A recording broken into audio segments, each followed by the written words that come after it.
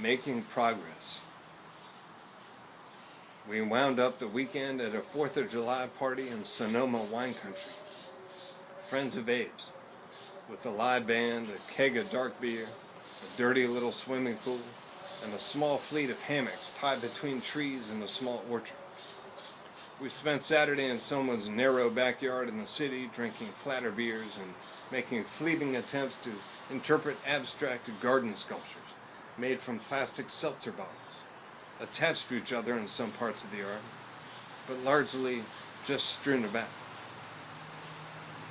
Sunday morning, before heading off to vintner country, we ate breakfast at Wimbledon, eating bagels on the floor of Abe's friend's place downtown.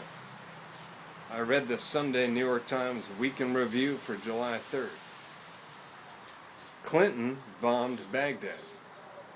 Someone else bombed a computer science professor in New Haven, or at New Haven, as an F. Scott Fitzgerald character would say, or at New Haven, as an F. Scott Fitzgerald character would say, knowingly referring to Yale, one has to assume. We were sort of near the top... We were sort of near the tall buildings downtown, but that's all we figured out. Our stop too brief to learn the San Fran urban layout. Monday, after a disappointing night's sleep in the Sonoma hammocks, we headed for the city again, but got sidetracked at the Marin County Blues Festival. My boots were sweaty, so I left them in the truck. Predictably then, the festival grounds turned out to be mostly gravel. I looked diligently in 50 vendor tents for flip-flops, but I didn't find any. In the very last tent, I found a pair of rubber-soled Huaraches for $11. I spent most of the rest of Monday afternoon by myself, sitting in the grass by the main stage, listening to the music, thinking about my rendezvous in the making, and staring at my new Huarache feet. Tuesday, on our way to dropping Ernie off at the airport, we took a detour to Ocean Beach. At the seawall, I stood with my back to the truck and tried to imagine looking all the way around the earth to the back of my shaved head. However, the waves were huge and I couldn't see past them, so I stared into their faces instead, spray ripping off the tops in a fierce offshore wind. An hour later, we stopped to let Ernie out and he was through the passenger drop-off.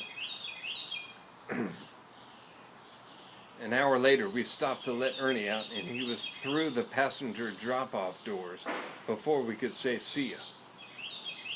3 weeks on the road, and Ernest was entirely content to be done. Read that again. 3 weeks on the road, and Ernest was entirely content to be done with it, as we were with him.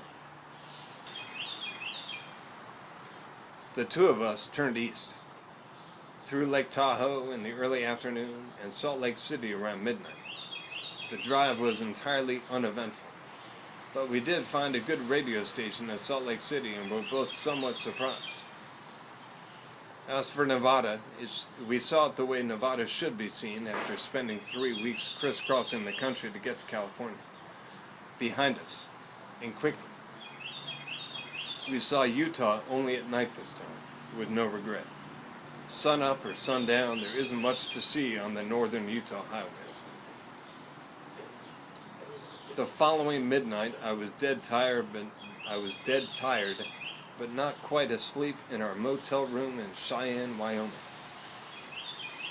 We didn't get the exact distance of this from San Francisco to Cheyenne, but according to the map, it was nearly a third of the country.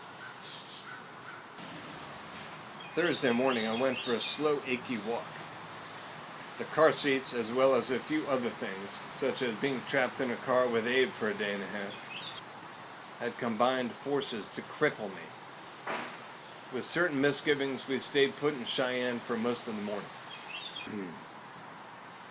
So Ernie flew back to Boston, as he explained, to see his new girlfriend before she flew off to France for a month for some friend's wedding. Abe and I were thereby forced to do what two people usually do when stuck without a third person: talk more. So once Abe was involved, it was mostly about serious things, sensitive things. Overall, though, I was unbothered. Tickled pink, in fact, in a certain way. Buzzing like a brave, brave boy at the base of a lover's leap. My scheme had materialized and was now on the front burner. We would get to Iowa City quickly, and Jenny was waiting for us, whether she knew it or not. She said, "It would be so cool if you managed to go through my new little town." Ernie was perfectly out of the picture. I couldn't have done it without him, without his foolish obliviousness. He knew nothing of the return trip detour, the trip's new alignment, my beeline, my thundering anticipation and master thievery, the boom boom in my neck and under my t-shirt. In parentheses, you can always count on a murderer for a fancy prose style. What would he say? It never mattered. This was no longer Ern's concern. This is about Jennifer, and yours truly, Moody. Iowa City, Abe. No kidding around now, fool. Iowa goddamn city.